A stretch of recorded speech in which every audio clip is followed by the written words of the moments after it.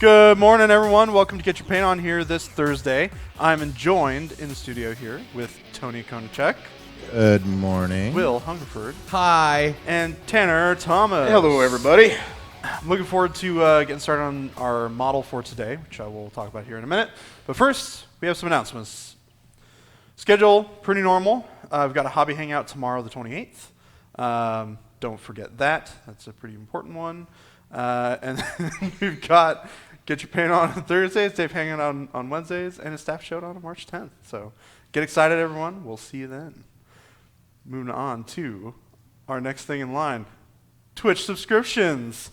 Don't forget to subscribe today. Get your guys' loot coin emote at 120 subs. Help us get that so you can spam loot coins all over the place. We've been getting a lot more subs lately, so we're climbing closer and closer. Most importantly, once we get the loot coin, we can then move on to the center up emote afterwards. Yes, which I'm center super up excited emoji. about. Not at all, but you know. I love it. I think it's gonna be great. Our most spammable emote yet. It'll be a lot of fun. That is very true. It's our most spammable emote. Let's move on to Mini Crate. I got Gremlin Spring Break Party, which is not brand new, but it was here last week. We showed you guys. One of them's doing a keg stand. They don't see when I make mistakes in your notes. They can't see that, Jordan. So you don't need to throw me under the bus and continually point out my flaws. You know what? There's always a train rolling through here, and anytime I get a chance to throw somebody in front of it, I just do. It's great. VIP Double O Debray. Awesome VIP bonus mini you can get. And that's it for announcements, guys. Let's get into painting this sweet model. We're not doing Legend of the Five Rings or the Savage Mini Crate mini lines? Typically, we only show the newer stuff. Oh, we only show... Okay, got it. Just to keep it condensed. Because that Valeria model in the Savage Mini Crate is like super sweet. It is. I agree. Yeah. I agree. You know what? Since we're talking about it. No, I didn't. Hey, there it is. Look at that. On-demand Tony. He recovered himself from the train. Yeah, I mean, we'll see. Show's not over yet. Dude's made of stern stuff. All right, here we go. All right. So, we have today a fantastic and beautiful Warcaster model. This is a Dusk Wolf. It is a Dusk Wolf. For the Marcher Worlds. For the Marcher Worlds. Let's get started on this. Tanner. Yeah. You mentioned to me you have some game plans for how you want to paint this guy. I do, actually. I was thinking about it this morning, and interestingly enough, on one of the last streams I was on, somebody asked us which faction of the two starting factions that have been announced so far we were more excited about. And I was kept in the air. I didn't really have an answer. But I was thinking about it yesterday and this morning, and I was like, wait a minute. Based on what these two factions are about, I am all about the Rebel Alliance against the bigger, badder world. So I think I'm definitely on Team Marcher Worlds. Sweet. And I'm going to be attacking this with a dark red. It's a Scorn red that's darkened down with Jordan's favorite, Bloodstone. Oh, God. I love Bloodstone. Before you guys start painting, something I want to point out, and I think would be cool to show people, is these are different loadouts than what we've shown in the demo, because the Warjacks in Warcaster are all customizable. You pick a chassis, and then you have to give it a Cortex, which is usually the head. And then you have a certain amount of points to spend on its armaments. You have usually a left arm slot, a right arm slot, and a shoulder slot, though that changes based on the chassis. And each weapon's worth a certain amount of points, and each jack says how many points you can spend on said armaments. So you have both spent all of your points. You've basically not left an arm without a gun on it, which is a thing you can do. Yeah. You can go, I'm going to spend a ton of points on my shoulder weapon and like something on my left arm, and my right arm will just be my fist. So will you show everyone the weapon loadout you have, Jordan, for yours? Because it is vastly different than what we showed. So, got a different Cortex on. So, it's the head here, if you guys can see. Hopefully you can see that. It's a little different. It's the neural net. This is the neural net. And then we have the Talon rocket pod up here. Oops, sorry. A little hidden. So it's a sweet little rocket pod. I love that rocket pod. I was very excited to put that on. Yep. And then we've got the battle rifle, which, correct me if I'm wrong, Comfort, is this one, right? That's the one. Yep. And then the particle accelerator, which is this guy right here. The particle accelerator. Yeah. That's what I said.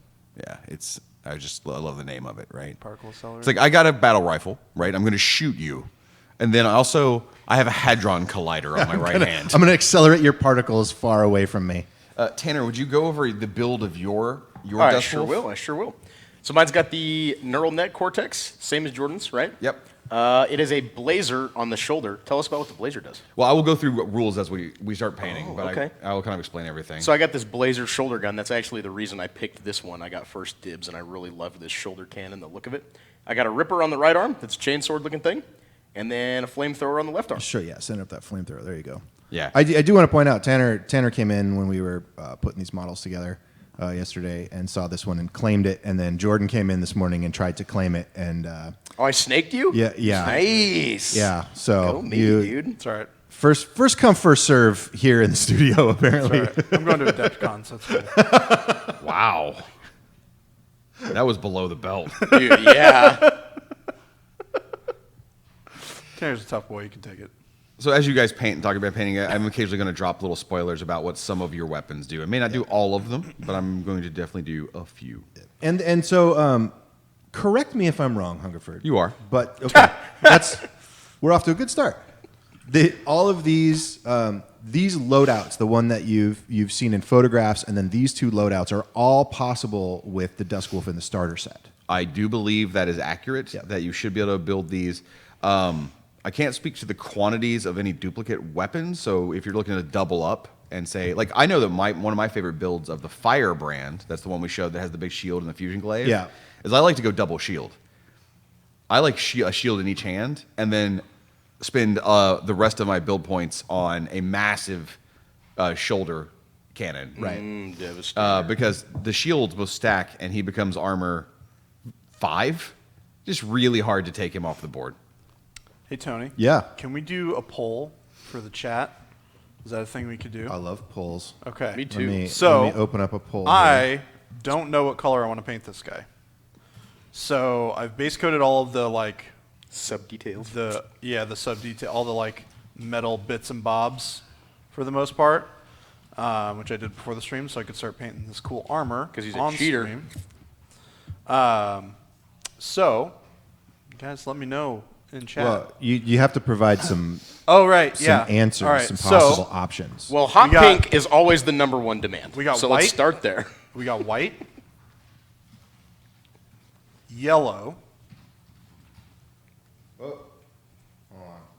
They're all just screaming pink. Dude, you can't deny them No, they're I'm hot not- pink. I'm not- I know you're not. I know, I'm not I'm doing not it. doing pink. I've been painting a lot of purple and pink lately, so I'm not into it right now. Sorry, folks. White, White, yellow.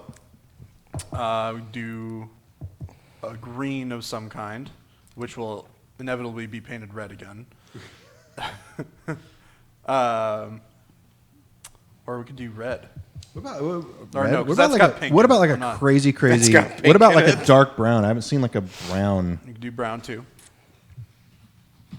What do you think? Th- What are some good options? Hungerford, provide an option for us. I am painting a bunch of orange lately. How do you feel about painting orange? That's kind of yellow. What about like a brown or I'm orange? not. I'm would be not. orange. I'm not that Like good at burnt math, but they seem like a bright sunny orange. Okay, sure. Yeah. Sunny orange. I know, like you have an artist eye, so you're like orange and yellow are the same. But me, dumb swamp boy, I'm like those are different colors, Say man. colors of Like, Dumb swamp boy. like I don't know. What do you Can we mean? make What do that you his mean? What do nameplate you on the mean? next Orange staff and yellow showdown? are different. I'll be Dr. Augustus and you could be My dumb coworker swamp just boy. called himself Dumb Swamp Boy. Okay, here I we don't go. think I'm ever going to refer to him as anything else. Yeah. You did that one to yourself. You played yourself. I am posting the poll into the chat now. All right, So I'm gonna there's say your link. Y'all got like We 3 got minutes. to 3 make this minutes, decision. so 3-minute time Jeopardy limit. theme. Cue the poll. All right. So while the poll's going, Bang, there it is in Facebook. one thing I'll talk about real Yeah, quick let's talk about it. is so both of you have chosen the same Cortex for your Warjack. Correct. I chose it. So when Oz and I played the Battle Report, he was using the Scout Cortex for his Dusk Wolf. So both versions of the Dusk Wolf, sort of like a chassis benefit, is that for every arc that you put on them, they get +1 speed. They speed up. But the Scout does a different thing. It's got Pathfinder, so it ignores rough terrain. Yeah. They both have the Slip Displacer, which says they can spike the arc on them, and they get a free 3-inch move. So they're really like hit and run guerrilla tactics style, which is very common throughout the Marcher worlds, because they can't just go toe to toe with some of the technological superiority of the other factions. Yeah. So they've got to kind of slip in, hit, get out of there, right?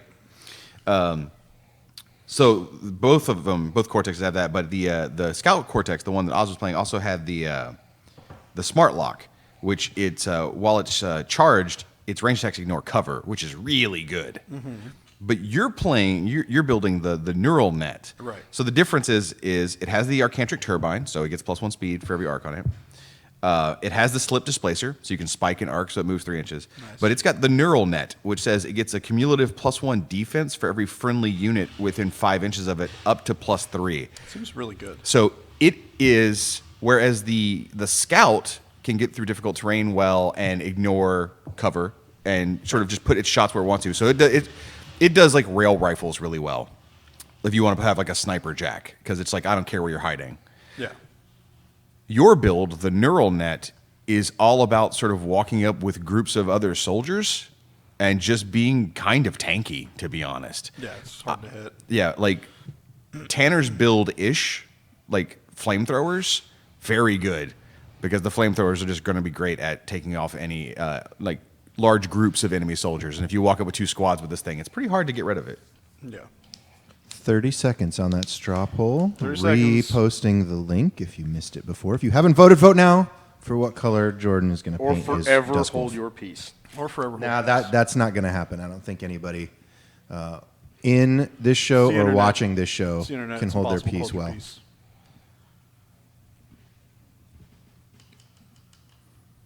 What we'll do is we'll put up a straw And then- poll and see how many people can hold their Yeah. peace. After we get the results of this poll, Jordan, I'm watching you do your medals, and I would like you to give me a breakdown of how to do your medals so that I can copy that process. The non-metallics? The non-metallics. Yeah, well, I wasn't entirely sure how you were doing it. It looked non-metallic, but I wasn't Yeah. sure from here, so I'm just I messing would around definitely like to hear about that. I think I'm going to paint my Iron Star Alliance like cops. Okay. That's time. All right. Like a light That's blue or like time. Time has been called in the round, everyone. Glossy black. So results. Ba-na-na-na. Looks like yellow. All right. Sounds like they're gonna. Looks be like it's super- another White. Bloodstone kind of day. Nobody wanted white. I shouldn't say nobody. We One got person one wanted vote white. for white, but All right, but yellow everything it else is. is kind of close. Let's get all the right colors. For that. Nobody wanted to do that to you Bloodstone. and make you paint it white. So once you know it's yellow, what are the first thoughts in your head? Like, what are you going for color wise? What are the first thoughts in your head you can say on stream and still keep your job? That's not what I said. Brown. So you mean you're gonna start with a brown and build it up? Yeah. Yep. Which means, tell them what they've won, Tanner. Bloodstone. The Bloodstone Award. Yeah, we were just talking about this before the stream. Bloodstone Jordan's is my favorite color. Yeah. Jordan's It is, favorite like, is good for Bloodstone everything. because you use Bloodstone to darken some of your undertones as you do your shading, right? You said, Tanner, you said you put Bloodstone in your Scorn Red. I did because I wanted this to be a little more like almost crimson, right? Okay. Like a darker color. So I Okay. doled it down with a little bit of Sanguine Base and a little bit of Do we have mediocre around here somewhere? Bloodstone. And then when I go to do my darker spots, I think I'm going to mix a little Umbral Umber into it. And then when I go to highlight it, I'm going to take a similar mix and lighten it up with a little bit of Menoth Find me White some highlight. mediocre. Will I get some of this Bloodstone out of here? I personally feel, and I'm not sure if Jordan shares the same sentiment, that you can almost use Menoth White highlight in the reverse way to lighten up your highlight colors as opposed to doling them down for the shading portion. That's one of its many uses. I like to call it Menoth White magic because it is. Menoth White Magic. Yeah. What's up? Oh, is this mediocre? Here. It's mediocre. There you go. Whoa, what is going on here? Whoa, there's an exploded paint in here. an exploded paint in the studio. Oh, no. This might be the end of the universe? It's okay. Let it sit. I'll take care of it later. Oh God, you slid it all the way across the floor. This is pandemonium in the office. Starting with some Bloodstone. Watered down a little bit. Because you should always thin it down a little bit. That way it's a little bit more translucent over the bright undercoat. I'm about ready to darken mine a little bit, so I need to find Umbral Umber. Battlefield Brown will work for now. Stephen Smith wants to know where my Tiger Spirit is and why I'm not painting my Warcaster purple and gold. Look. Tiger Spirit. Yeah, LSU Tigers, man. The greatest college You mean football team of all time. You mean like when I messaged you a few weeks ago and I was like, how about that Joe Burrow? And you're like, who's Joe Burrow? Yeah, big fan, I can tell. Yeah. Greatest football team of all time. College football, sorry. Greatest, Yeah. Pro is Saints, obviously. Whoa. There are no metrics to support that. I could do this all day. You don't want to get into this. I mean, they did a study. It's been scientifically proven by both doctors and physicists. Saints are the greatest NFL team of all time. Sorry. There's nothing you can really say. Sorry to burst your bubble. Yeah, you can be like, here's some statistics, but like, whatever. He's like, I don't need statistics. I just believe whatever somebody puts in front of me. All right, I pretended to clean up that mess. Dude, you pretended so good. It's a little too dark, so I got to add a little more. All right, so I know this looks like really brown, but never you fear. It does look pretty brown. This is going to be yellow when it's done. Have you guys not learned to trust Jordan by now? You should trust me. Just more. trust him. Big trust. So basically, the general concept is we're laying down a brown so that the yellows will base coat better over it.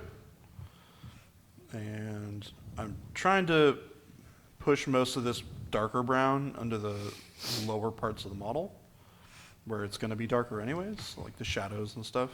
That's why like definitely is a little bit thicker down here. And it's okay if this looks patchy because we really just want to like give the general color to the model, and we're going to paint over it. It's okay if it's a little thicker down towards the shadowed areas on the legs and stuff.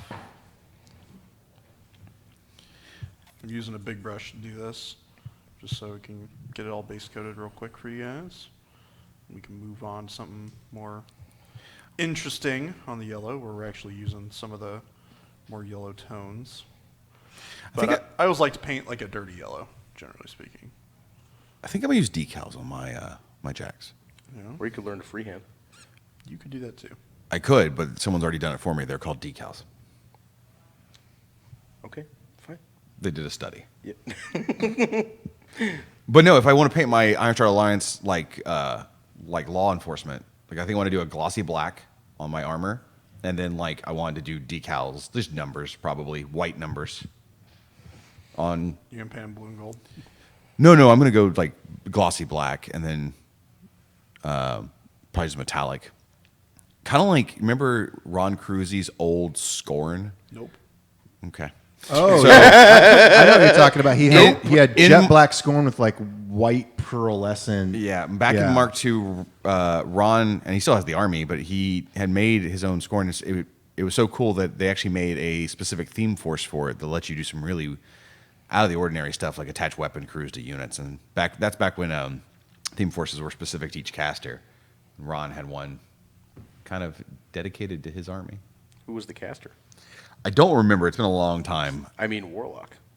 Yeah, it's been too long for me to remember exactly who it went on. Nobody ever pays me in theme forces. Dude, you have a Riot Quest card coming out, basically based off some dumb stuff you said on a stream. I believe you mean some legendary stuff that I said on the stream. Don't correct me. It sickens me. I know what I said. Did you do a study on what you said? They did a study. I wish I had a they who just conveniently conducted studies for me. They do. You just say it. I did a study on that. I mean, I am technically a scientist by my college education. So You have a degree? Yeah, I have a degree. What's it in? Computer science. Wow. I'm a programmer. That's not science. Do you remember how to program? Yeah. Have you done any programming lately? Every time I develop a game, What kind of programming do you do? dice probability and math. Turns out game development shares a good portion of the fundamentals of computer programming. Just logic and process. Yeah, If- logic and if processing. thens. Yeah, So- a lot of if-thens and like just making it work. In other words, don't be dumb. You have a degree in Algebra 1-2 is what you're telling me. That's one way of putting it. Have you ever taken a linear algebra course? A linear algebra course? Yeah. What does that mean? More than we have time to talk about on this. Answer to that The answer is question, no, because definitely no. Netflix exists. So Yeah. Where are you at on? Oh, you're still putting your bases down right now. Putting the bases down. Tanner, tell us what you're doing because right now your model is looking very rusty. So, like I said, I was looking for a crimson red armor plate color, and so what I did here is I'm hitting the lower spots of like pretty much all the armor plates with my same color that I started with that I mixed down to darken it even more with an umbral umber. And so what I'm going to do next on this armor plating is I'm going to take the same kind of mix that I had before with the Scorn Red, Sanguine Base, and Bloodstone, and I'm going to actually lighten that up with Menoth White Highlight to go the other way and hit it from the top down. Cool. So right now it's just a very, very dark beginnings. Mm-hmm. A big old base coat, but we're going to do some color blending right here, right now, so we can hopefully create some light depth. Ooh. And Jordan, I'm still waiting to hear on your non-metallic metals We'll process. talk as about it. well. We'll talk Okay. about it. Don't worry about it. We're going to get to it. This base coating part is the part that's going to take the longest. He Then we can't get tell you all of to his some more secrets. of the fun. But the general gist of it is just layer the colors so that it looks bright and shiny. So you get those like reflective specular highlights from where the reflections are at. And then glaze it back down a little bit with some blues or greens or something. Lightly, not heavy at all. And then from there, you sharpen it back up with a little bit of bright pop I found highlights your- if you need to. Sorry, I found the culprit of the open paint pot, Tony. Is it the paint pot with no top? It's that one. There's a lid down here. Yeah, it literally just apparently when it moved around, something shifted and it popped the top off. I can so. see some wetness down there. Okay. I didn't mean to interrupt you, Jordan. I was just surprised. No, you're Oh good. God, it's everywhere. It'll dry. That's the good news. This Menoth and then White it'll highlight. we'll all be fine. Got all over the other Menoth White highlight, and now there's just Menoth White highlighted. I know I said that I liked it, but this is perhaps a bit too much. Oh. You know what Menoth White Highlight kind of looks like? A vanilla milkshake. So here's what we do. Oh no. Next Halloween, Oh, we no. put a bowl out that's M&M's and Skittles mixed, and next to it is a tall glass of Menoth White Highlight. And we just see who lives. A tall glass. Don't drink pints of paint. I bet you It's that non if we it's did non-toxic. that, if we did that to Mike Ryan, he would totally fall for it. Yeah, don't. A tall glass of Menoth White highlight. Predator Press does not endorse drinking paint. I have never been so disgusted in my life. Oh, I can fix that. It wasn't a challenge. We have a highlighted message real fast for Screwfizzle, and I know, sorry, Jordan, we've totally thrown. You were in the middle of You're good. something, and you're just. You're good. You're good. I'm Screw- working on this base coat. Screwfizzle on Twitch says, "Can we do a poll for Tanner to paint hot pink? It's not like he's afraid of any colors, right?" Why is this going on me? So Jordan just gets to refuse So is it No, no. So I wait. did what the community asked for. Okay. based on your choices. Well, I couldn't very well set it up so that they had. They ultimate wanted hot pink. decisions. So are you suggesting that Tanner's poll just has to be hot pink, hot pink, hot pink, Yeah. and hot pink? I bet you if you even put some other options in there, they'd end up making it hot pink. Man, I thought we were cool. I might honestly be able to find some glow effects to do here in a pink, but I ain't changing the whole armor color halfway through the stream, that's for sure. You don't need to. Just highlight it up to hot pink. Just dude. highlight it with the hot pink. Highlight it up top pink. God, you don't even know. Dude, I do know a little bit, though. I might not be Master Jordan. No, but you certainly are Apprentice Tanner. Dude, thank you. Of course. Question mark? I'm going to be the best apprentice Tanner that I can be. I'm kind of liking that orange brown color on the Jack in general. It is really nice. Like rather than that's kind of Wait until when it's I yellow. when I made my brown you did want recommendation. That's brown. kind of hitting that zone. The people, they love him. See, this is the way I just get the most answers for everyone. If everybody wants a little bit of everything, put a little bit of everything in your paint job. Which gun are you painting right now? I am painting the particle accelerator. Particle accelerator. Yes, sir. That is a particle accelerator. It accelerates particles at very high velocity. Would you like to know what the two arm guns you have do? Yeah, that'd be great. So your battle rifle, the one on your left arm, Yeah. is one of the cheapest options you can add. Yeah, it's like a generic, like, kind of gun. It's like kind of a bog Generic standard style gun, right? It's I wouldn't say it definitely looks unique, but it is sort of like it's an assault rifle. It shoots Lots of bullets. so its damage type is ballistic. So it is actually shooting ballistic fire here, but its main thing, it's like a range 12 gun, and it's got solid POW at POW 4. But if you have an arc on the jack, if that gun is charged up, it has mechanical optics, which says it gets +4 range. Oh, nice. So you can go from 12 to a 16 if you have an arc. And a single arc on a jack does all kinds of things. That's going to turn on your bonus speed. You could spike that arc to move again. Like one arc charges up everything on the jack that can be charged. It's not like you have to say this arc is specifically in its one gun. It's like It's just on. It ain't focus. the battery is on and doing everything. Your particle accelerator. I'm going to pull up the exact word here. This is the one I'm excited to figure out what it is. It's actually pretty straightforward. So it's actually lower range. It's about range 8. But its main thing it does is when it has the high intensity ability, which when you have an arc on it, when this model makes an attack with this weapon while charged, you add 2 power dice instead of 1 for every arc on you. So normally, everyone in the game, if they have an arc on them, you add a red die to your attacks. Jacks can have up to 3 arc. They're the only one that can. Yeah. So the particle beam, if you have 3 arc on the Dusk Wolf, instead of rolling 3 red dice on your attack roll, you roll 6 red dice on your attack roll. Dang. Right. Which, for every amount you beat your opponent's defense roll by, you add that many red dice to the damage roll, which means that the particle beam starts off very low POW, but once you're fully charged, you have the potential to do an absurd amount of damage. Got it. I want my particles accelerated now. So in other words, if you need to one-shot a jack, particle accelerator is a good way to do it. I don't know that you'll... Well, the particle accelerator is power 1. Dang. Okay. So you want to charge it up, and it acts like a particle accelerator in that it needs to be fully charged, right? Yeah. But once it's got 3 on it, you're rolling rat 4 plus 6 red dice. You're rolling 10 dice against most things in the game. Defense 3, 4, some are a little bit higher. Yeah.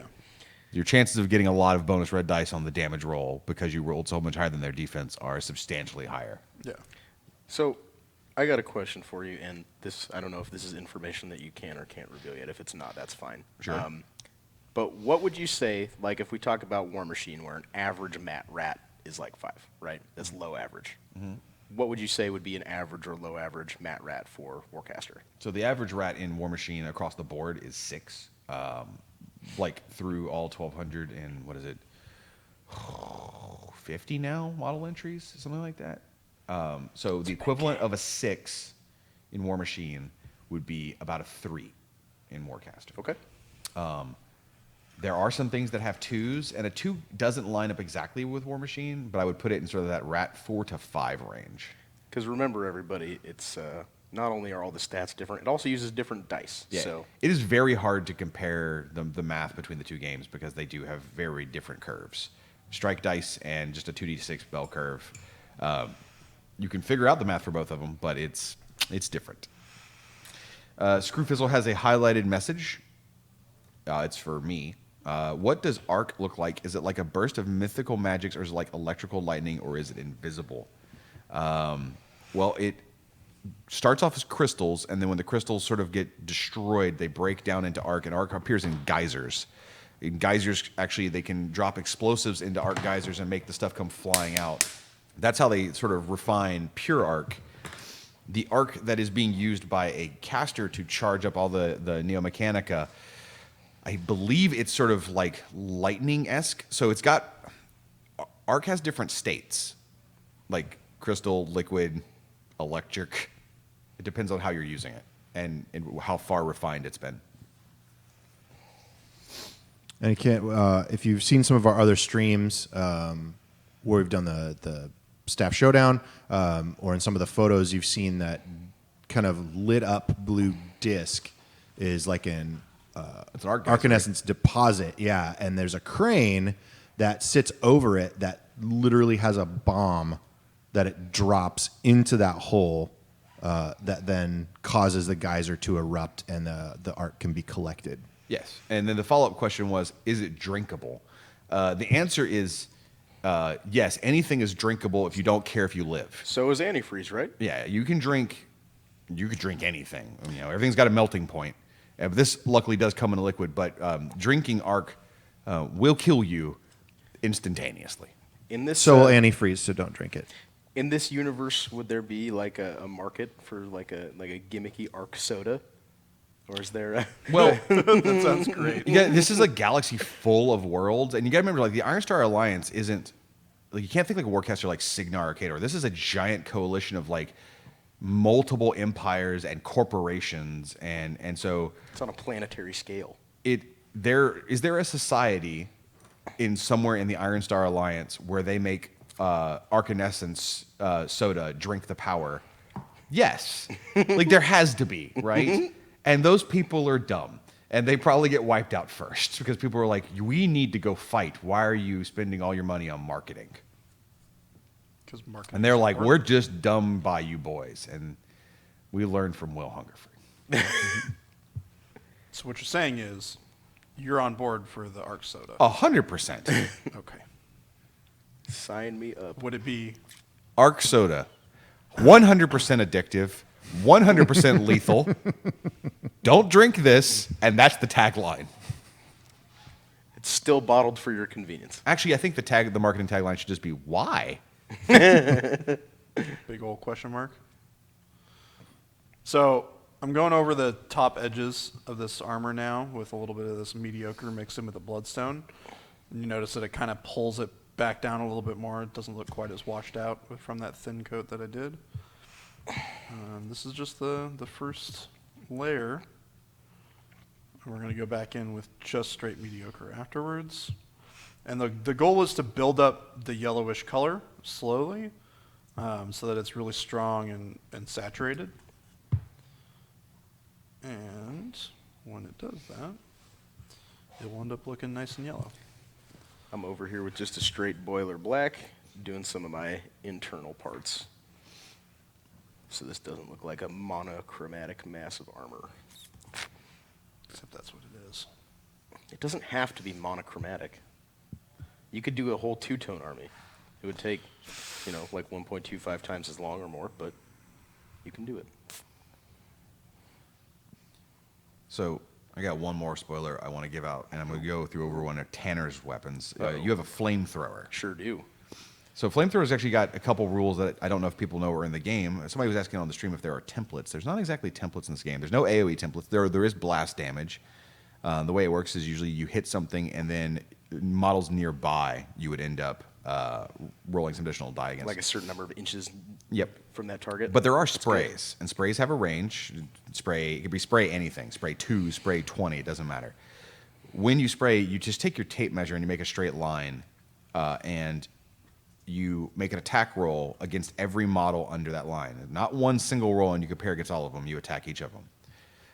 So you're going to make several different individual rolls. So the flamethrower is range 10, and it's a spray weapon. That also means if you have any, say, cipher cards that might increase the range of a weapon, that works on spray weapons because they're not a template.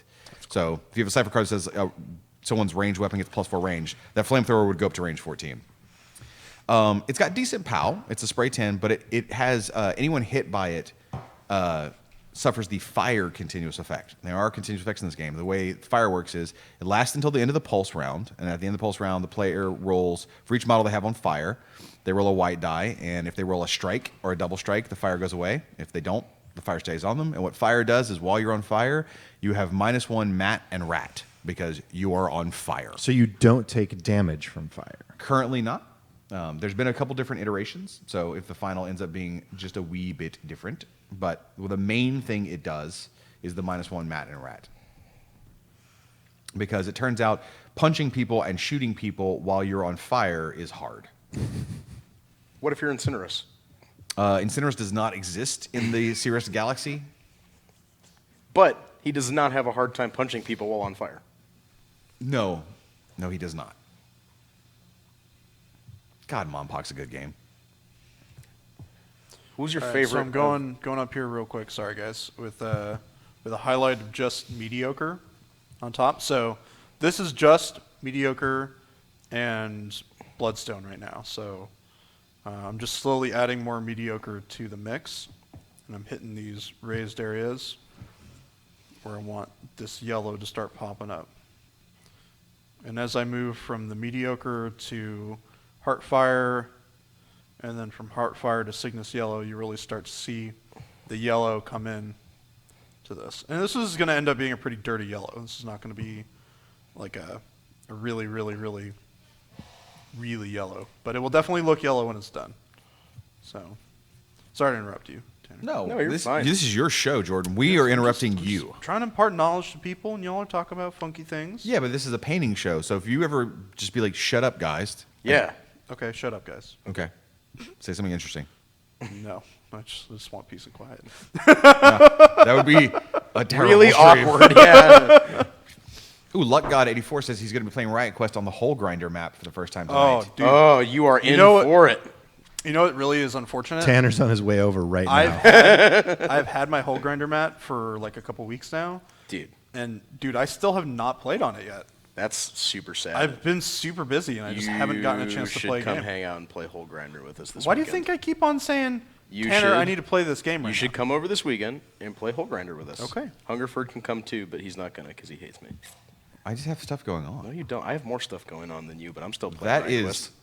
patently false. Hey, I have stuff going on this weekend, too, but you noticed that I didn't say no to this, man. Let's put up a straw poll and see who has the most going on this weekend. I already did a study. Lunchbox says, what are some other continuous effects in Warcaster? There's several, some of which you will recognize the names of, like fire and corrosion, though they do very different things. You also see some that are more specific to this setting, systems failures and things like that. Systems failures.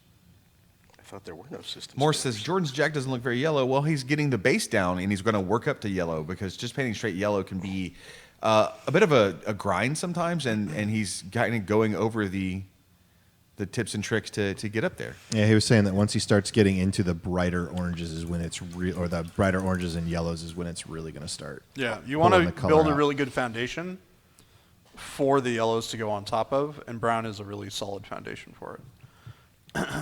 Travis says, Hungerford, can you teleport to my house and play games? Travis, if I could teleport, I wouldn't be on this show. I wouldn't teleport to your house and play games. I would be a supervillain.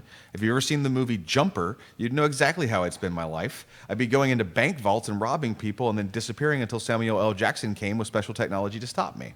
See, it's funny that you Always came up know with that. that because when I saw that movie, all I think about is like how nice it would be to be at one end of the couch and then like my beverage is out of arm's reach and then I can just literally blink 3 feet away and then No, I would rob the world, Tony. Tony is truly the everyman. There is a reason I don't have superpowers. if I forget to close my fridge and I'm somewhere else in the house, I can just blink back and take care of it. And the reason is because with great power comes great responsibility, and you're not ready for that. No. Luck God he's asked me to pick him a specialist for his game of request that isn't Widget, but I'm going to defer that to Tanner. Tanner, pick him a specialist for his crew that isn't Widget. Stygius. That's actually the first one I was going to go for. I'm going to go with Gurglepox. You're in for a Gurglepox day. Heck yeah. That's what you're doing. You're going to make some money, though. God, I love. Stygius. No, I said Stygius, so he was in my brain, but I meant to say Gurglepox. Oh. Stygius is That's awesome, that's man. still I had probably so my much favorite fun sculpt of painting all him, of dude. the Riot Quest models. So. So much fun painting him. Gurglepox? No, Stygius. Oh, Stygius, yeah. My Gurglepox only half finished right now. I got a Flugwug on the table. It just occurred to me, I'm not done with all my models right now. I need to finish my Terrorizer and Chuggy. Chuck. Charles K. Dogwood. Yeah. Ooh, I have a half-painted Chuck Dogwood on the table, too. And my Terrorizer has his skin finished, and that's about it. I mean, that is most of that model. I didn't even touch that thing with a brush yet. Yeah. How are you both intending, Tanner, center up. There you go. How are you both intending to base your Warcaster models? So there's this stuff that you can get called pumice gel. It's like It's like gritty paint. It's a gritty paint, Yeah. basically. You can get it in like big old jars. And I really like it because it's smooth, and you can build a lot of like under structure so you can like build up mounds of like outcroppings and stuff, and you can use the pumice gel to kind of like smooth everything out. Yeah. So it all looks like it belongs. So I'm gonna use that. It also allows you to get like really flat, smooth, kind of textured surfaces. You can go right up to the foot. Yeah. Right?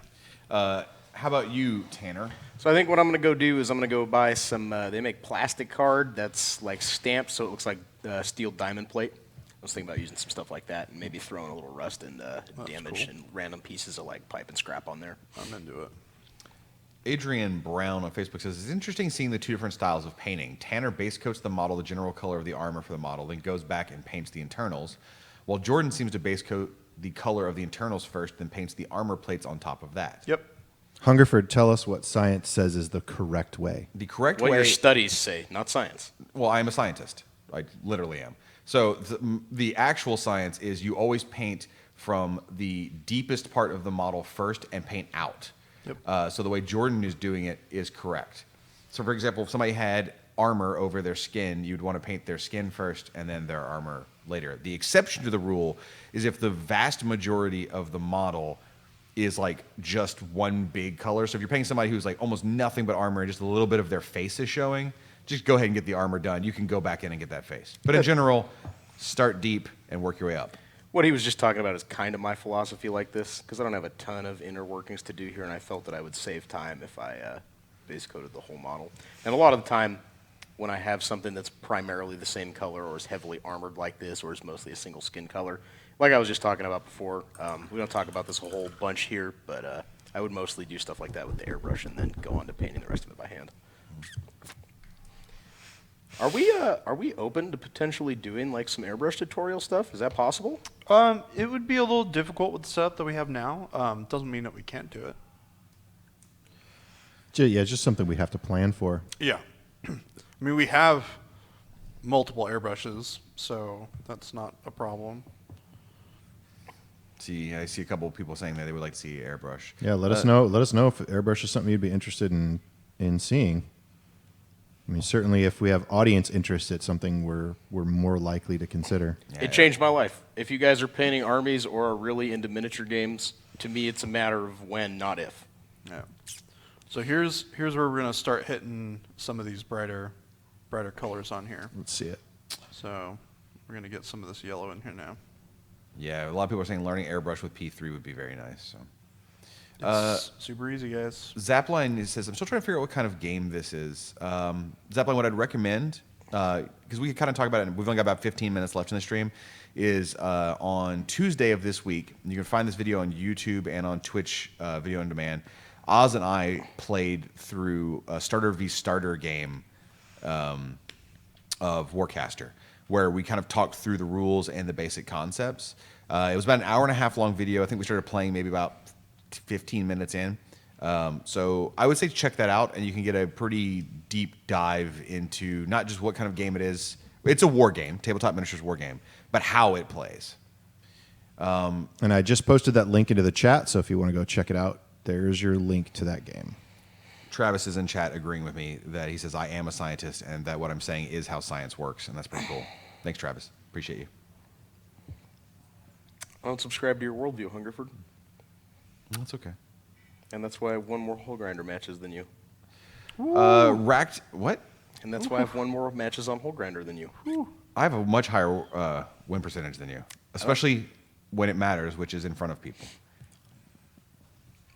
Yeah, That's fine. No comeback from that? No, that's fine. My record on staff showdowns is exceedingly poor, and I just have to own that. Well, perception is reality. Racked and Confused has a question for Jordan.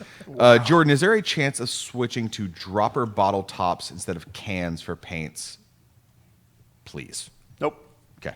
Yeah, But you can. I do. Well, yeah, I do think Like- if you, I like believe there it are would take a products out lot. there that allow you to switch over. Yeah, like, let me be clear. Currently, we have no plans of changing our bottles. May that change in the future? Who knows? Possibly. But right now, I think we're happy with what we've got. However, that in no way means that you cannot put your paints into dropper bottles. Get yourself one of those little weights, the little shake thing, like the thing Yeah, to it's kind like a of break little, it up. it's An like a little ball, agitator? a ball agitator. bearing. You just Yeah. drop in there.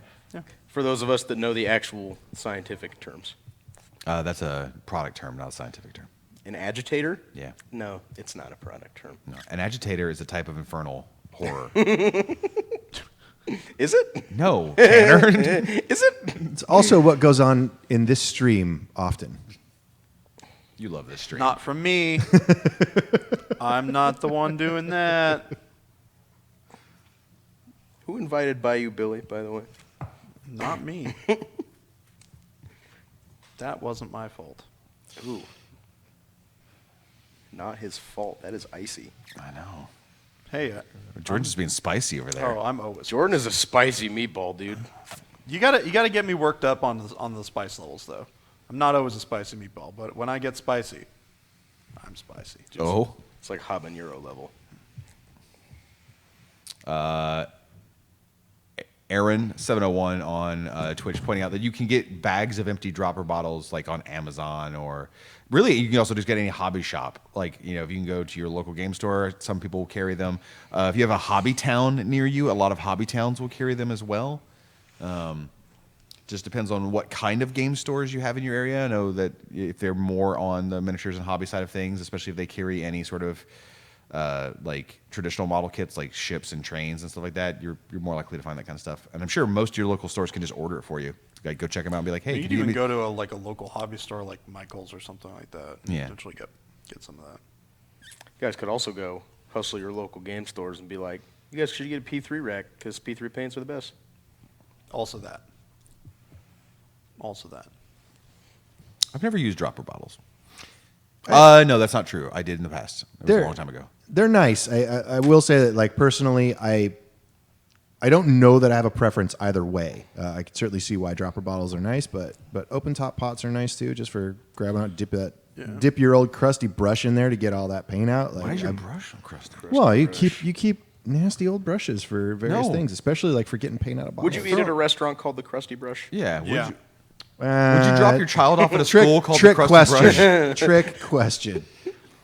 Travis has a question for you, Jordan. Yo. A highlighted message that he spent some channel points on. When can we expect the next new paints? The first quarter is almost over, and I need my new paint itch. I'm says working on Travis.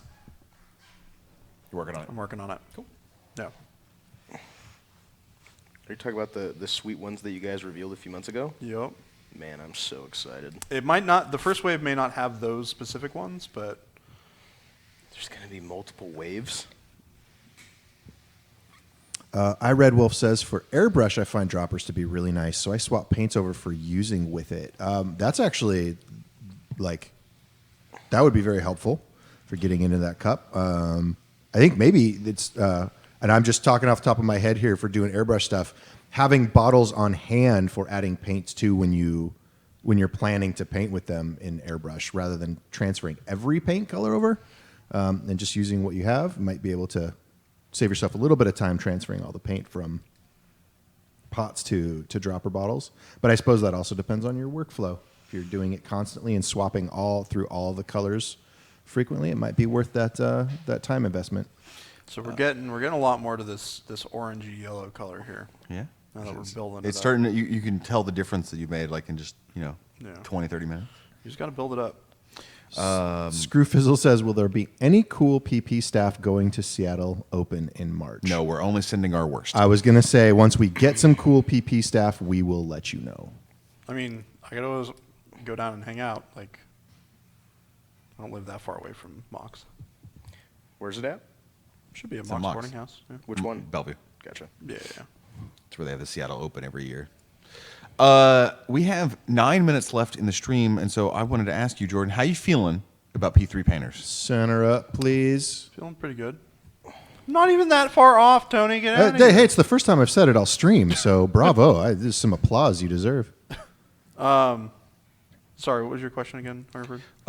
My question was, with the 9 minutes left in the stream, how do you feel about P3 painters? So Tony was talking a little bit earlier about potentially going a little over. Yeah, but we had okay. these cool new jacks. I thought that might take a little bit of I time think- to get some coverage. I think so we probably should, just because people have been having some questions about this doesn't really look very yellow, and I'd like to get it to the point where it looks kind of yellow. Okay, yeah. So, and that shouldn't take too long. Like we're already through the worst of it. No worries. Tony had not let me know that we were going longer than an all hour. right. we were kind Showed of up a little late, playing that's it by no big ear. Yeah. It's not like I have other things I need to do. I mean, you can always step away if you need to. No, We're hanging out. He values the time he spends with us. By us, I mean Tony and Jordan. Epic Cray says, give Kickstarter, please. No one on this stream can give you Kickstarter. I am sorry. None of us have that power. Dude, if I could afford Kickstarter, though, I would give it to you. If I could afford Kickstarter, I'd just buy that company. That's what I'm saying. And then give it to him. I wouldn't give it because to anybody. we love our fans. Right? I'd share it. Okay. You're going to give him some shares of it? Said I'd share it. Details are forthcoming. Aggie on Twitch says that she should paint, but her child is dribbling sticky milk out of his mouth onto her. Just paint with that. That's a lot to handle at once, yeah. Aggie, I am super excited to meet you and Ben's little baby whenever you come out to one of the shows this year. If you're able to, I don't know if you're still going to be able to make it out, given that you just had Oh, they'll be here. a babu. Oh, they'll be there. But I hope to meet the babu whenever Babu. you bring it over. Da babu. I'm sorry, I cannot remember your child's name, and that I didn't mean to Alistair. say it. Alistair. Alistair. Alistair? Pretty sure. Yeah. Okay. Dude, that's a sweet name. That is a super sweet name. It's better than William Hungerford. Yeah. Tanner, you're getting props from Stryker because you... Love me, Aggie, and Ben. I got the name right. What am I getting props for? Well, they're saying that you pretty much stayed on camera the whole time, and I also am just now realizing this. You haven't gotten your hat in the way once. How you like that? Yeah, so Tony makes some people take their hats off, but not me. I mean, if your hat's not a problem, Yeah, dude. then you get to keep the My hat is trained. and That's it the only stays reason I in ask line. people to take off hats. I don't hate hats. I don't have anything against My hats. hat doesn't even beg at the Sometimes table. they cause problems in video production. Their second favorite thing right after green shirts. Yeah, green shirts are definitely the worst. Aggie's going to be running the ATC at Adepticon, and that makes me very excited. Because I didn't know if I would be seeing them that Oh, soon. they will certainly be. Because everyone else I know that had a baby, which is it seems to be everyone I know in my life right now, they Oh, just I they, know. they Holy just they crap. disappear for 6 months to forever. I promise I will never have a baby on you.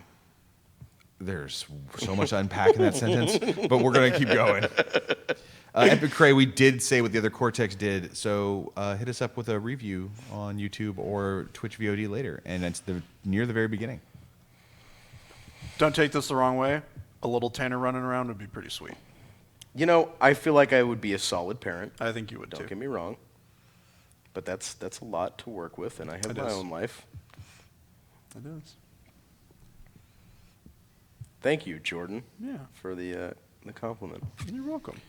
Racked and Confused says, are any of the Privateer Press staff planning on being at WTC? Don't know. Can't say. I will say that I very, very much personally want to get out there, even if it's not on company time, if it's on my own time 1 year, just to hang out and have a great time with everyone. But it's often hard with the amount of other shows that we are going to and other things we have going on. There's a lot of logistics going to WTC too. Just Getting like away- more so than even going to anything in the U.S. So it's difficult, and for me specifically, when I have free time that I could go on a big trip, I often go back to the Bayou to see my family, because that's how we do. That's how Yeah, us. food That's you how can't us get around. Cajuns do. I just want to go back to Pittsburgh. You're from Pittsburgh? I'm not from Pittsburgh. No, I've been there one time, and it was like the greatest weekend of my life. Pittsburgh. Yeah, I loved it. I had fun like 24/7 for 4 days straight, aside from sleeping, which was also nice. I'm trying to think of what I did in Pittsburgh. Nothing. I went to an amusement park. Yeah. I went to a Steelers game. Yeah. I ate at a bunch of amazing restaurants. Yeah. And I probably shouldn't tell the rest of the story. Sure. It was wild. I'll tell you that much. You know where you should go? Where should I go? Two of my favorite places that I've traveled. Have you ever traveled outside the States? Have you ever left the States? I've been to Canada once as a kid, Okay. which doesn't count. Yeah, it's basically Washington. Dallas Getz and I went to Northern Ireland 3 years ago. We went to SmogCon. Who is Dallas Getz? There are I'm two just different people. kidding. I'm just kidding. We went to SmogCon in Birmingham, and then we went up to Northern Ireland. Birmingham, to, Alabama? No, the UK, to hang out with the Beast of War guys. And that was an amazing time. Anyone who's never been up there, I highly, highly recommend it. Also, Istanbul. If you ever get a chance to go to Istanbul, ton of fun. Highly recommend it. Pittsburgh is a good time. I'm trying to think. I haven't spent a ton of time there, though. Italy's great. Highly recommend it. I think I spent more time in Philadelphia when I was up in the Northeast than I did. You know what we tell them from Philadelphia? From the wrong side of Pennsylvania. Somebody on chat just got upset. My favorite place in the States to go is Disney World. What? I love Disney. Really? God, yes. Man, my entire How family often went. you go? It feels like you go to Disneyland a lot. How many times do you typically go a year? Me? Yeah. I don't go a lot. I go at most once a year. And it's usually with... That's a lot. It's like Maybe we've just worked together for so long now, and so it just feels like Didn't you like just go it's to happening Disneyland more last frequently. Week, bro? No, I don't go like Jay from Discount Games. Him and Brian go like every month. Wow. Okay. Do they live in California? Nope. No, I live in Ohio. I was actually just talking about this to Brian McLaughlin the other day, and I was saying how a lot of people came from California to Washington. At least when I was a kid, I had a lot of friends that had moved up, I moved from California to Washington. and they all talk about how they would just go to Disneyland like all the time. And I just remember being super jealous as a kid. I I, said did Jay- get to go twice as a kid. I said Jay lives in Ohio. He lives in Idaho. I was about to say. I just said something stupid. That's my stupid Bayou brain. Idaho is the Ohio of the Northwest. I said dumb things, and I'm sorry. You haven't had enough strawberry daiquiris, so your brain isn't working. So there's actually a great painting question on here. Zapline wants to know why Jordan keeps eating a brush. Because it tastes good. I skipped breakfast, so Are you two brush blending? I am two-brush blending. Which So- you can go find the videos for. Yeah, there's a lot of videos on our YouTube channel about two-brush blending, what it is, how it works. The general gist of it is you apply paint to a model with one brush, and then you blend it into the other parts of the model to build a gradient with the other brush. So this is my blending brush, which goes in my mouth, so it stays moist. I am thoroughly on team don't put brushes in your mouth. But you should listen to Jordan. You know, not me. generally speaking, I'm kind of on the same boat, but for quick blending, like what I'm doing here, it's really fast to do two-brush blending. So Jordan, for your Warcaster army, are you going to start at the skirmish level, which is up to 8 units, or are you going to go all in on the full battle force level of up to 15? I'm going to start with 8 just so I can make sure I get them all done. Sure. And then I'll probably look at doing some going up to the 15. I refuse to play unpainted, so Yeah, you know, that's you kind of just- where I'm at right now. You just work your way up. The thing is, if you do skirmish, it's 8 units, right? So let's say you do 2 Weavers, 2 Jacks, 2 other solos, and 2 squads. Yeah. That's not a lot of models. You're playing 12 models total, 2 of which are Jacks, but still. Yeah. 12, But I 12 also models. paint 40 hours a week. You also paint 40 hours a week, Yeah. which obviously it's not like you get off work and you're like, time to relax. I guess I'll paint a model. I mean, sometimes that happens, but it's a lot more difficult for me to just do it than it is for some. I just go home and cast in the garage. That's what I do. Yeah, exactly. Tanner knows all about it.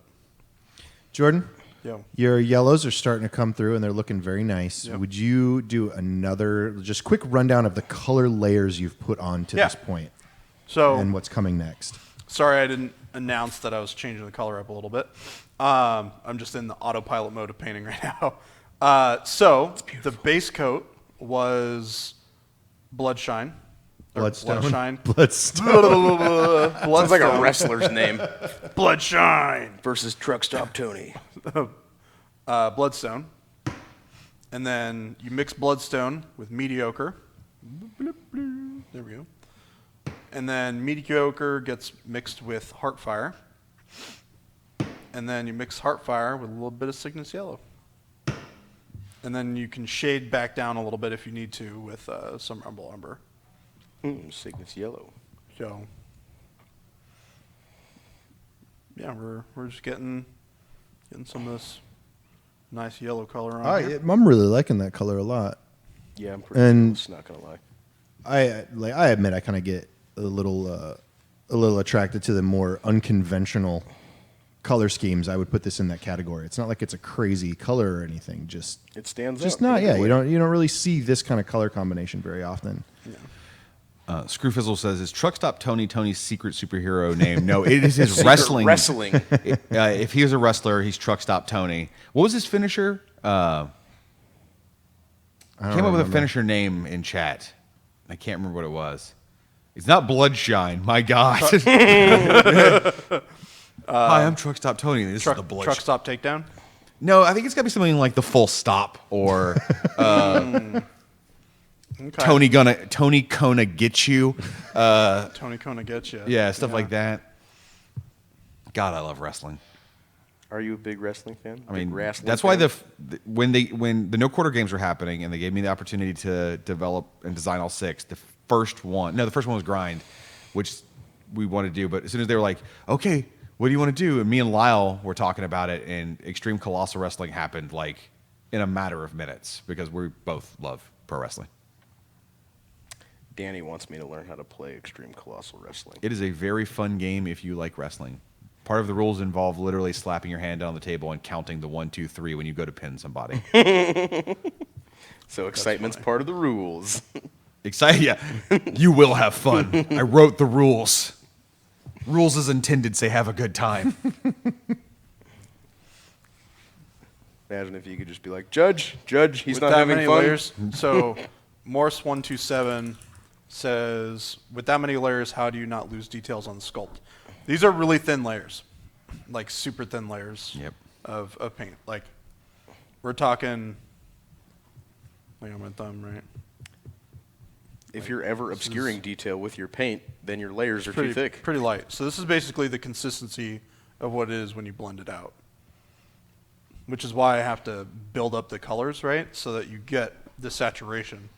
Because without the color building, you don't get that bright poppy yellow color. Yeah, and don't try to knock it out in one layer. Yeah. Yeah. Zaplight says, I've never seen a pro wrestling tabletop game. Well, Extreme Colossal Wrestling was a one-off magazine game. A lot of fun to play if you already have Colossal models. But if you're looking for something new, Monster Apocalypse, which Oz Schoonover is our lead developer on, is a kaiju minis game that has a lot of pro wrestling to it. It's Suplexes. Yeah, it's a giant monster fighting game over a city. All the buildings and the monsters and everything represented by miniatures on a board. But a lot of the gameplay involves body slams and throws and stuff like that, where you will have your giant dinosaur monster pick up a giant Martian monster and throw it like a frisbee into a skyscraper. So if you're into that kind of stuff, Monpoc might be worth checking out for you. Travis has a question. How does one learn more patience in involving a paint style, struggling to learn and stick with more advanced painting tactics? I got an idea on this, and then I will let Jordan and everybody else chime in. I would like to hear Tony's response here. So one of the things is it's definitely your approach, right? If you are trying to, I find it difficult if I have an actual thing I'm trying to accomplish. Like if I have a large number of models I'm trying to complete for a game or for a force, my focus tends to be the finishing of the thing. And if I'm trying to experiment, I will want to shy away from any risk in doing something that doesn't work. And also experimenting typically takes more time in your process because you're trying to figure it out, right? So if you're trying to grind through a bunch of models or finish a project, I find that's a bad time to start really experimenting heavily because it takes a lot of energy to do it. And that's energy that you're having to put into that project or taking away from it. And it might extend the time. The time to kind of evolve and try things out is when you just, you're really sitting down and taking a time like, I'm going to learn this new technique. Or I have an idea that this might work. I'm just going to pull out a miniature that, not that I don't care about, but just one that I can kind of try on. And if it doesn't work out, it's fine. It doesn't really slow me down on anything else. It's one of the things I really love about large scale model or bust painting is that that's kind of just in the mode that you are in perpetually when you're painting those types of models. Like you're just in the discovery, play around with stuff mode. Because they're innately different than what you're used to painting. Well, yeah, Like a and a macro lot of it detail. is like I have an idea of what I want this model to look like, and like this is me trying to achieve that through this medium, right?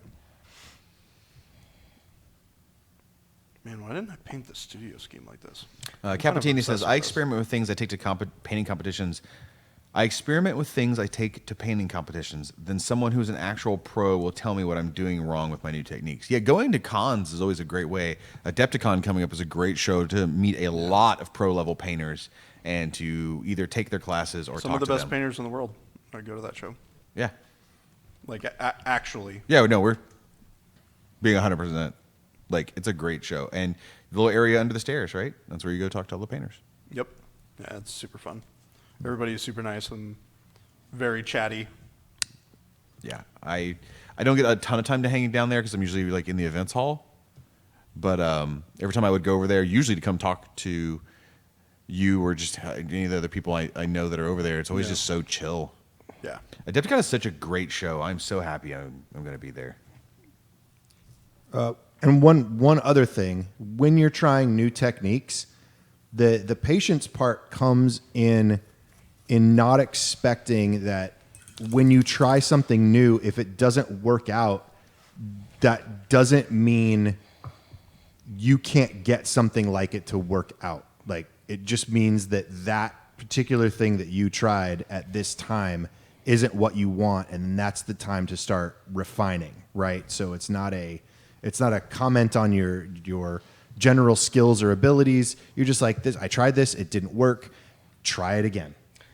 Make your adjustments, right? It really is like repetition. If someone had never painted a miniature before and picked up a brush to start painting, it could potentially be a frustrating experience if they're not getting it right away. But it's not supposed to be something that picks up. So just keep trying those, making time to do those advanced techniques or try some experiments And don't be just afraid keep to ask going questions. with them. Like, find somebody who knows how to do the thing you want to do, and just like ask a whole bunch of questions. The other thing to keep in mind that kind of tacks on to what Tony was talking about is that it doesn't hurt to try, because as long as you're painting your layers on thin enough, you can only screw up temporarily, you know? Like Bob Ross says, you just have happy accents or whatever. Yeah. You just paint right on over it and get on with your life, you know what I mean? The other thing that I think about trying out new methods and advanced techniques is, for me, it really helps to try something that's a little different than what I'm used to painting, something that's a little like outside of my wheelhouse, because that will help draw me away from like some of the generic things that I'm used to doing, right? So if I paint like a lot of peasants and knights and stuff like that, and then I want to try something new, maybe I'll paint something like a robot like this, or just something different than what I'm used to that's naturally going to draw out some different techniques because it's different style. Riot Quest is really good for that, by the way. It's been amazing for me for that. Yeah. It's been incredible. If you want to try different techniques and you play that game, because every hero, you don't have to have a cohesive look. You're just painting basically completely different characters. You'll learn a lot of techniques, or at least get decent at them. I absolutely agree with that. I felt like that happened to me personally. Lunchbox, I see your question. Any broad expectation on Kickstarter? Curious on the price point. We can't say anything yet. That information is all going to be coming from our marketing team and everyone in charge of running the Kickstarter. So while we would love to give you more information, and I know there's been a lot of questions in chat about it, there's nothing we can say. Sorry. And speaking about painting, some people have mentioned some P3 painters. So when you guys are at a good spot, we can take a little break, take a look at a couple of things you found. We do have a highlighted message from Screwfizzle for Tanner. What's up? And it says, "Where's my pink glows, bruh?" I haven't even gotten any glow effects yet. I've been too stuck on this this steel color. I will get on that right now. I'm sorry. Yeah, I'm pretty happy with where this That's yellow is going. looking real good. There was somebody in the chat. I think it's I Red Wolf.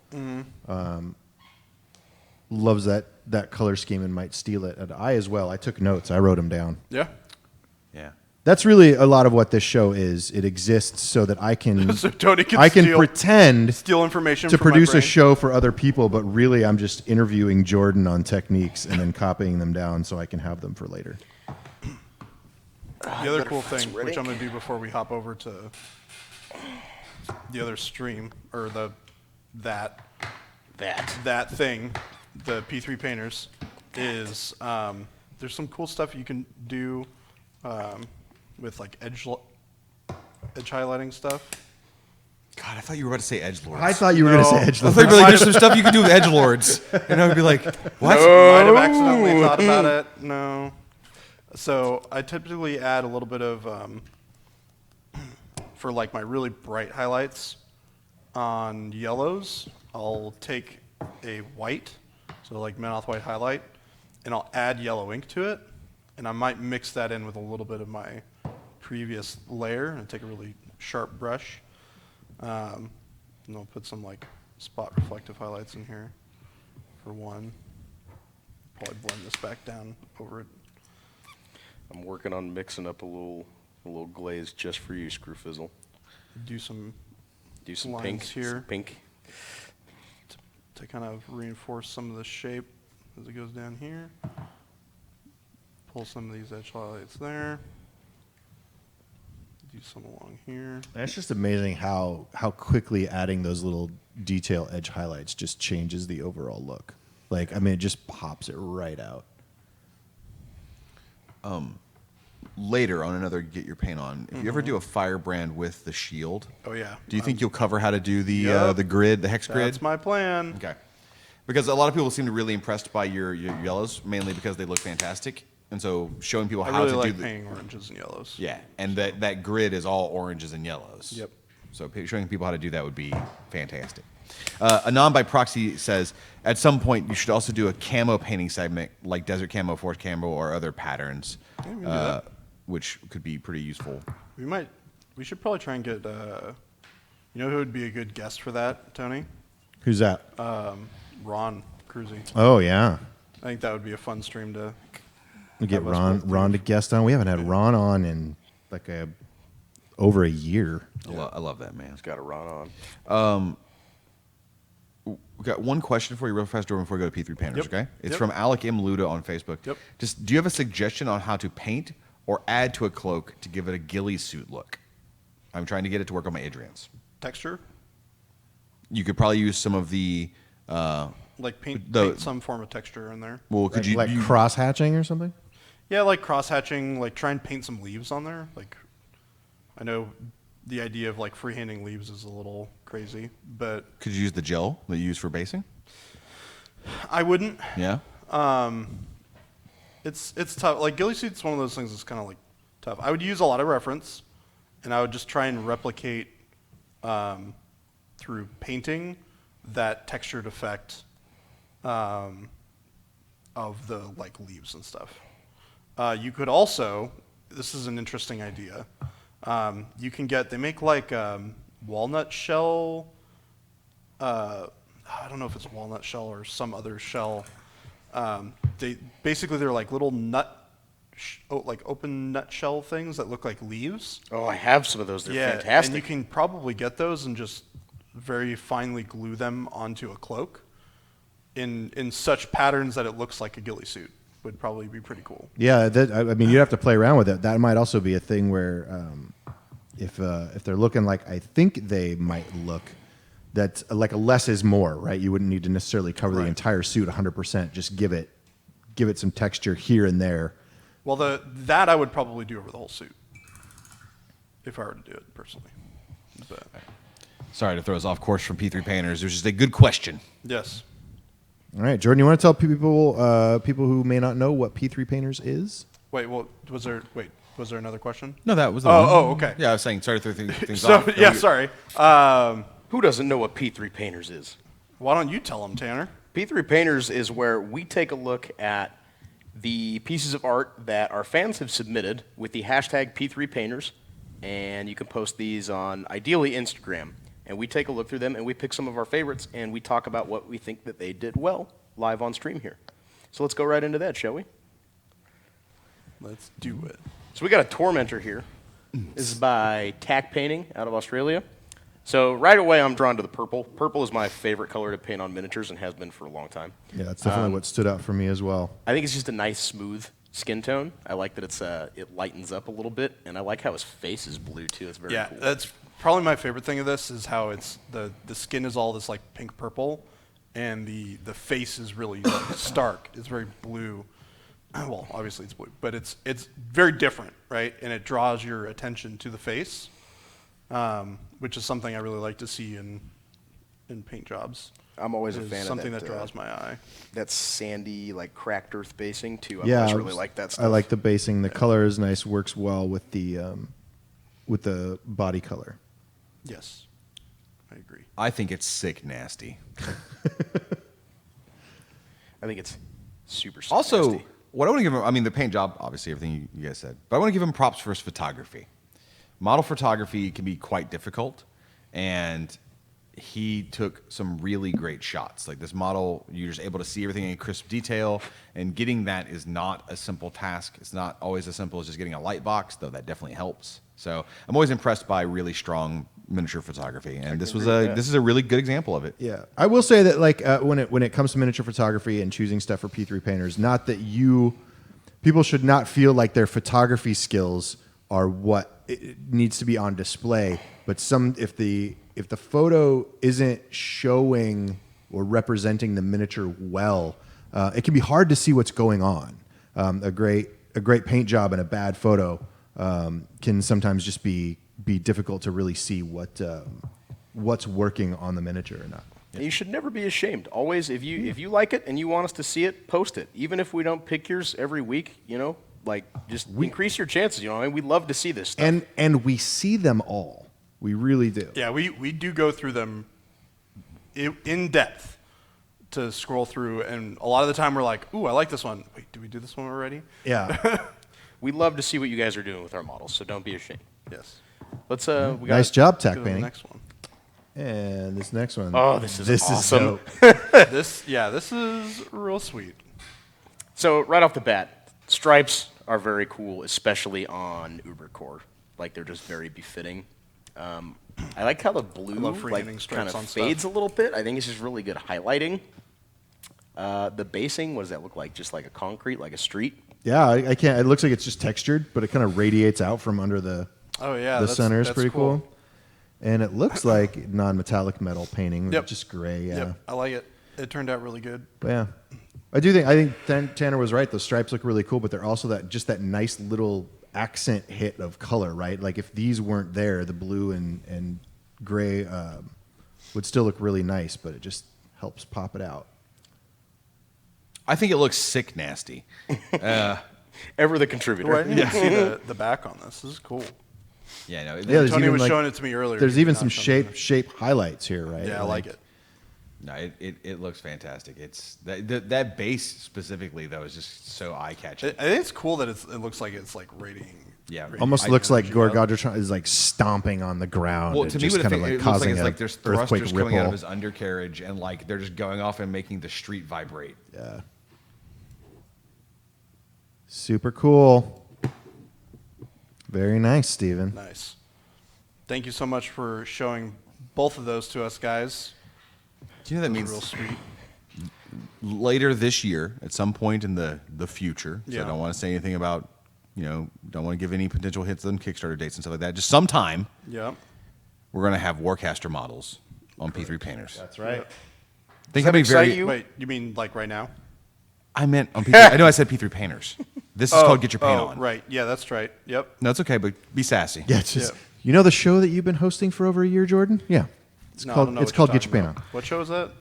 I got a little bit Why of am I a here? problem here.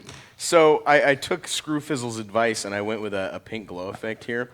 Problem is that my Warjack's red and it just really doesn't stand out at all.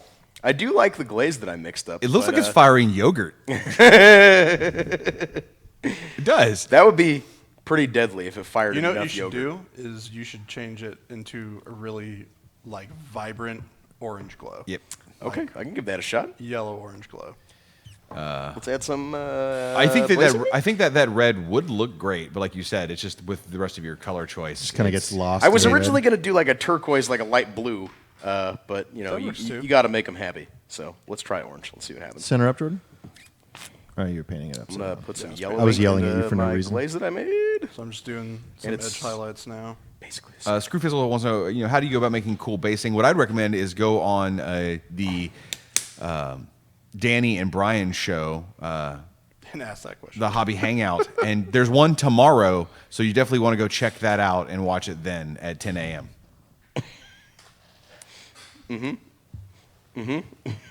But that show's all about terrain conversions and stuff like that, and I think that's a great way to ask. So we a lot got- of fun. Do we have any Really news exciting. about Hobby Hangout tomorrow? Do we know anything about Hobby Hangout tomorrow? I have no idea. Just that it's on the schedule. Is there something? Well, you guys- is there something I don't know? Tony, do you want to tell us about Hobby Hangout tomorrow? All right, boys. Drakios Dragoon says it's a Pepto-Bismol cannon. Whoa. All right. It's so minty. That's really funny. Is Pepto-Bismol minty? No, I think it it's- is. I don't know. It's really not. I don't think I've ever used it. The Go-Gurt cannon. Can you just imagine this? Hey, Warjack, come over here. You open your mouth and you're like, fire. You just, Spits Just yogurt instant deliciousness. oh, it's toothpaste, not Go-Gurt. Do we have a blazing ink up in here? Up in here. So we've got just a few minutes left, and Jordan, you promised There you were going to she show me is. how to do the out. Oh, the yeah. non-metallic parts. He was super Let's do lying when metal. he said that. Yeah. Tony steals too much information from me. So I'll just have to show him.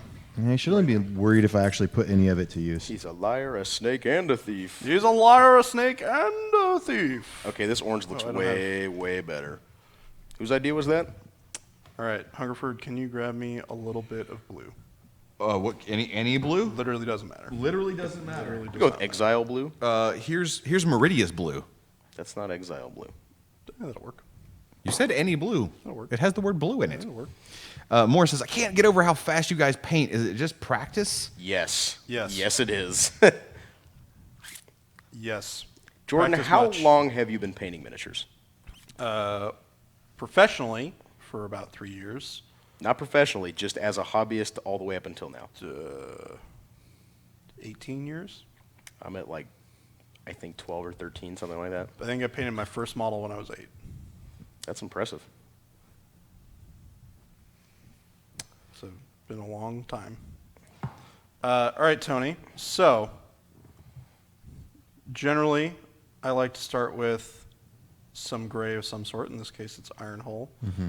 Mixing a little bit of what the heck is it? Menoth white highlight into Menoth it. white magic. Menoth white magic, and I'm just kind of painting over it. And then I'm going to take the darker color. So I'm doing the helmet right now, and I'm doing this part right here. This is kind of what I'm going to focus on Okay. to show Tony right now. And then I'm going to take some darker colors. Would you mind handing me a coal black over there? I will. I got one handy if you need it. Oh, that makes things even easier. So we're going to take just straight iron hull. It's a little bit darker. We're going to paint these dark recesses. So I'm going to paint underneath here. Let me get my second brush in here.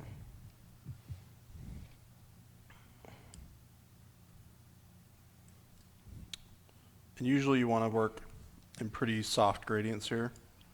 I'm going to get up in here because there's a lot of brown and stuff. Clean up some of this while it's drying.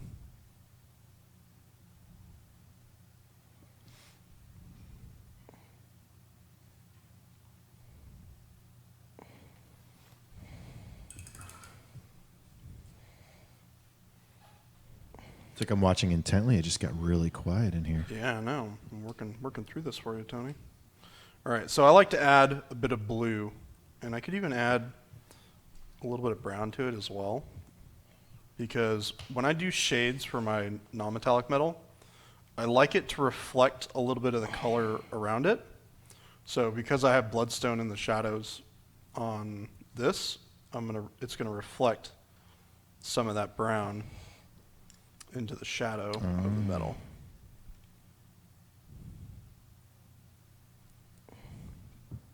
And this is a pretty subtle thing, so it's not always going to be super visible. It's one of those things you kind of just get an impression of when you look at it. Right. And you'll see that I'm highlighting, or I'm putting the shade all the way up until the edge of this. It's because it's not going to catch much of the light. So a lot of this is just using reference of looking at shiny metallic things and knowing where the highlights typically reflect off of them so that they look natural. It's a hard thing to just explain where to put everything without having a reference for me to show you guys. So what I would recommend is use a lot of reference to figure out where these shadows are supposed to go, and then use that to inform where you're going to put your shadows. Right. And we talked about doing reflective armor before. There's a lot of, is the approach and technique similar to doing like metal? Yeah, except so for metal, the gap between your shadows and your highlights are going to be a lot narrower. Okay. So you're going to progress a lot more from highlight to shadow real fast. Okay. So for instance, here, you've got your highlight to shadow, like the shadow color comes up to like right here, right? And it comes up to right here. And you can kind of sort of already see how that shiny gradient's coming along. I'm going to put some of this brighter color back in here in the middle.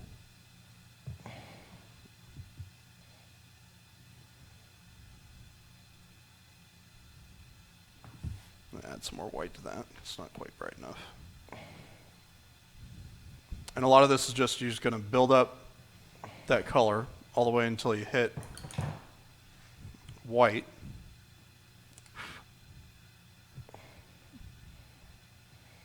So you go here. You go up a little bit more. And you also want to start doing your edge highlighting.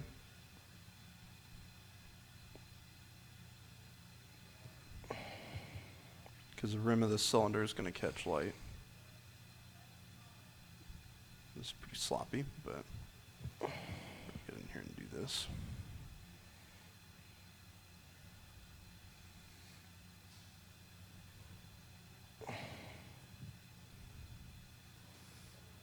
It's so quiet, but I don't want to interrupt because you're teaching something important. What did you have to say? Nothing. It's just that it's oddly quiet. So focused. I know. And then one of the things I'm going to actually do here is I'm going to put a second line offset a little bit here. Because typically when you have reflective highlights like that, there's more than one source that's causing the light to happen. So I'm going to do a little bit of both. Tony, your alarm's going off.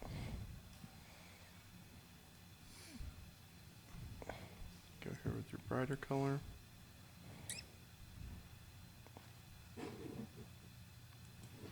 And there again. Do more edge highlights.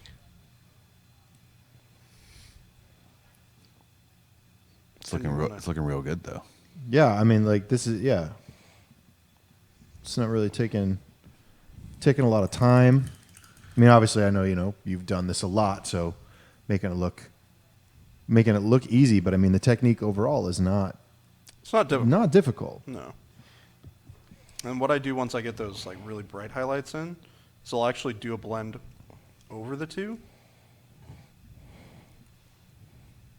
to kind of pull some of that brightness back in.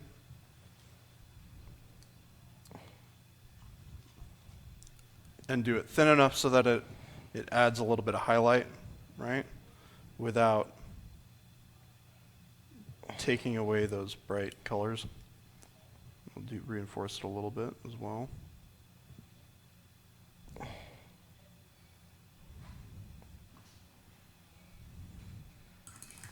And then now that I've got that kind of in there, I'll let that dry really quick. I'm going to take pure white. I'm going to go back in here. I'm going to draw my final highlight line.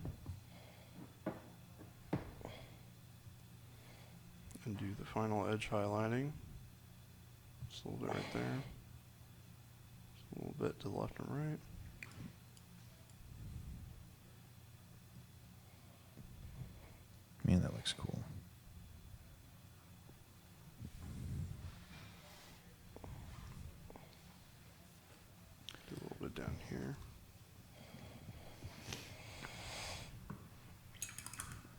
And then you're going to take your blue. In this case, it's going to be Meridius. And you're going to make a glaze out of this. So you don't need a lot. You're not going to use a lot of this. And we're talking real watered down here.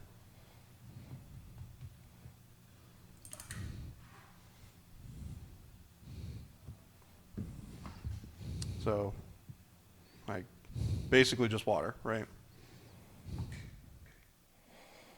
And we're going to take that.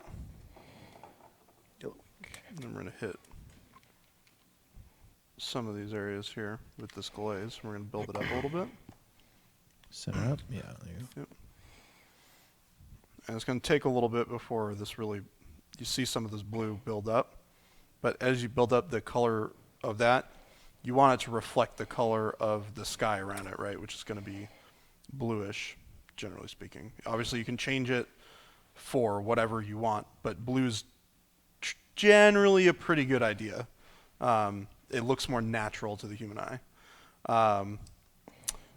Morris1270 said, can you combine non-metallic techniques with metallic paint? Yes, you can. It's called true metal metallics. And you use the same exact concepts with metallic paints. Is That's extreme. actually what it is, yeah. That sounds crazy. Yeah, that's part of the reason why I practice non-metal metallics a lot, is because it helps make my true metals look better. Because you use a lot of those same techniques. And I don't know if you can really see any of that blue. Yeah, you can see it on there. I mean, it definitely adds a color pop, especially that blue against that orange. Is that why you chose blue? That's part of the reason, yeah. Okay. Ooh, Tanner's got his orange glow. Yeah, it done up. stands out way better than the pink did. I was actually a little worried about it. Like, I couldn't find a nice balance between my orange glaze and my white highlights. So I threw a little bit of yellow ink in there, which really kind of evened it out between the two, and I think it looks a lot better than it did a second ago. It looks far less like a Pepto-Bismol Go-Gurt dispenser and more like something that will kill you. Now it's a Tang gun or something like that, or like an orange juice gun. And with that, Jordan, why don't we do a wrap up, because it is, we've gone for an hour and a half and something today. So All right. Give me just a second, everyone. Thanks so much, everybody, for joining us today. I'm glad y'all got to watch us paint these sweet models. I look forward to you guys getting them in your hands. We'll see you next week. We'll give you some more information as we get closer as to what we're going to be working on. See y'all. Thanks for coming, everyone. We'll see you tomorrow. thanks for watching. Goodbye, everybody. Bye, everybody. Bye-bye. See you next week.